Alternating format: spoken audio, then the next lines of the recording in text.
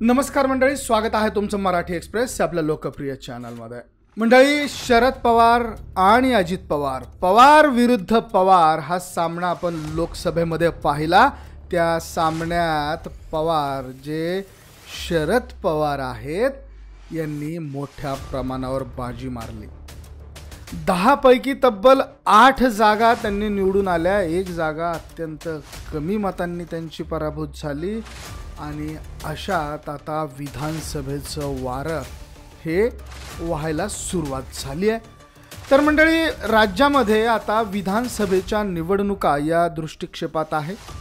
लवकरच विधानसभा निवडणुकांची घोषणा होण्याची शक्यता देखील वर्तवली जाते। शरद पवार हे अजित पवारांच्या या किमान 10 नेत्यांना कदापि जिंकून येऊ देणार नाही।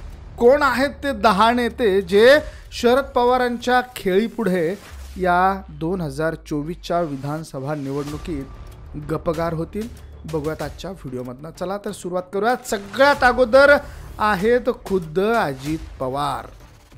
बारामतीमधनं अजित पवारांनी त्यांच्या पत्नी सुनेत्रा पवार यांना लोकसभेची उमेदवारी मिळवून दिली, परंतु त्यांचा पराभव झाला। आता अशा वेळेस अजित पवारांनी सुनेत्रा पवारांची उमेदवारी मिळवून दिल्यानंतर ज्यावेळेस भाषणं हे बारामतीमध्ये झाली त्यावेळेस आता तुम्ही निवडून दिलं नाही तर मी पुन्हा उभा राहणार नाही असं देखील म्हटले होते। त्यामुळे जर का आता इथे अजित पवार पुन्हा एकदा विधानसभेला उभे राहिले तर त्यांच्या समोर युगेंद्र पवार हे असतील आणि ते शरद पवारांच्या राष्ट्रवादीकडून असतील आणि ते अजित पवारांना मात देऊ शकतील असं देखील आता बोललं जाऊ लागलेलं आहे। दुसरे आहेत धनंजय मुंडे। अगदी लायकी नसलेला माणूस असं म्हणत शरद पवारांनी धनंजय मुंडे यांची लायकी काढली आणि त्यांनी आता सुरुवातीला बबन गित्ते यांना बळ देण्याचं काम केलं, परंतु बबन गित्ते आता एका केसमध्ये अडकलेले आहेत। त्यामुळे पुन्हा एक नाव समोर येत आहे, ते म्हणजे रत्नाकर गुट्टे यांच्या पत्नीचं। तर बबन गित्ते किंवा रत्नाकर गुट्टे यांच्या पत्नी ह्या धनंजय मुंडे यांच्या विरोधात या विधानसभेला असतील हे मात्र तितकंच खरं आहे। पुढील नाव आहे धर्मराव बाबा आत्राम। मी कुटुंबाला सोडून चूक केली असं काही दिवसांपूर्वी अजित पवारांनी म्हटलं। ते का म्हटलं, कुठं म्हटलं, त्याची एक छोटीशी पार्श्वभूमी आहे। ते अजित पवारांनी धर्मराव बाबा आत्राम यांच्या मतदारसंघामध्ये ती गोष्ट केली आणि धर्मराव बाबा आत्राम हे त्यांच्या सोबतच होते। त्याचं कारण आता तुम्हाला सांगावं लागेल की शरद पवारांनी धर्मराव बाबा आत्राम यांची मुलगी आणि जावाई या 2 मंडळींना राष्ट्रवादीमध्ये घेण्याचं, शरद पवार राष्ट्रवादी गटात घेण्याचं जवळपास निश्चित केलेलं आहे आणि त्यामुळे धर्मराव बाबा आत्राम यांच्या विरोधात आता चक्क त्यांची मुलगीच असू शकते किंवा जावाई असू शकतो। यावर धर्मराव बाबा आत्राम यांनी उद्विग्न होऊन नदीमध्ये टाकून द्या इथपर्यंत भाषा केली आहे। माझ्या मुलीला आणि जावायला नदीत टाकून द्या अशी भाषा धर्मराव बाबा आत्रामने केली आहे। तर पुढील नाव आहे नरहरी झिरवळ यांचं।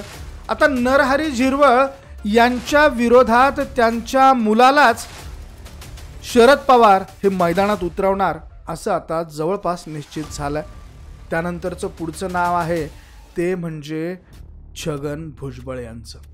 आता छगन भुजबळ हे जेलमधनं बाहेर आले, त्यांनी त्यांचं राजकारण सुरू केलं, त्यासोबत ते शरद पवारांच्या सोबत राहिले आणि आता ते अजित पवारांच्या सोबत गेल्यात। तर आता छगन भुजबळ यांना देखील मोठं आव्हान हे शरद पवार उभे करणार आहेत। त्यांच्या विरोधात अमृता पवार यांना बळ दिलं जातं आहे, त्यांना देखील पक्षामध्ये घेतलं जाईल आणि छगन भुजबळ यांच्या विरोधात उभं केलं जाण्याची शक्यता वर्तवली जाते। पुढचं नाव आहे संजय बनसोडे यांचं। संजय बनसोडे यांच्या विरोधात सुधाकर भालेराव यांना बळ सध्या शरद पवार देताना दिसतात आणि सुधाकर भालेराव हे या 2024च्या निवडणुकीमध्ये करिश्मा करतील असं देखील काही जणांकडनं सांगितलं जात आहे। तर 2 अत्यंत महत्त्वाची नावं आहेत मंडळी शेवटची, जी ऐकून तुम्हाला धक्काच बसेल। त्यातलं पहिलं नाव आहे हसन मुश्रीफ यांचं। असंख्य वेगवेगळ्या वेळेस हसन मुश्रीफ यांना शरद पवारांनी मोठ्या प्रमाणात ताकद दिलेली आहे, त्यांच्या मागे उभे राहिलेले आहेत. परंतु आता हसन मुश्रीफ हे अजित पवारांच्या सोबत गेल्यामुळे शरद पवारांनी देखील अत्यंत मोठा डाव टाकलेला आहे आणि तो डाव त्यांचा यशस्वी होतोय हेच म्हणावं लागेल. त्याचं कारण असं आहे की समरजित घाटगे हे शरद पवारांच्या सोबत आलेले आहेत.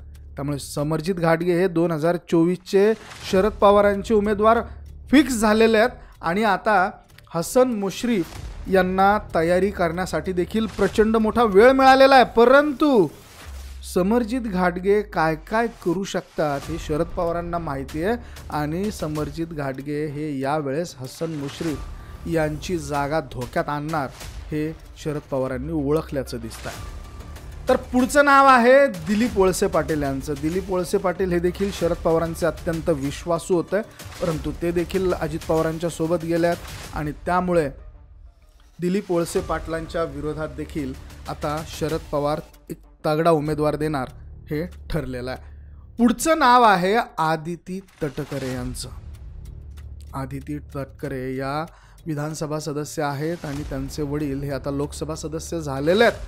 परंतु आदिती तटकरे यांना विधानसभेमध्ये पटकणी देण्यासाठी शरद पवारांनी तगडा उमेदवार शोधण्याचं काम सुरू केलं आहे. मंडळी, शेवटचा एक उमेदवार आहे जो ऐकून तुम्हाला देखील मोठ्या प्रमाणावर धक्का बसेल, ते म्हणजे दत्ता भरणे. दत्ता भरणे हे इंदापूरचे आमदार आहेत. ते अजित पवारांचे अत्यंत जवळचे मानले जातात, त्याचबरोबर शरद पवार आणि सुप्रिया सुळेंचे देखील जवळचे मानले जातात.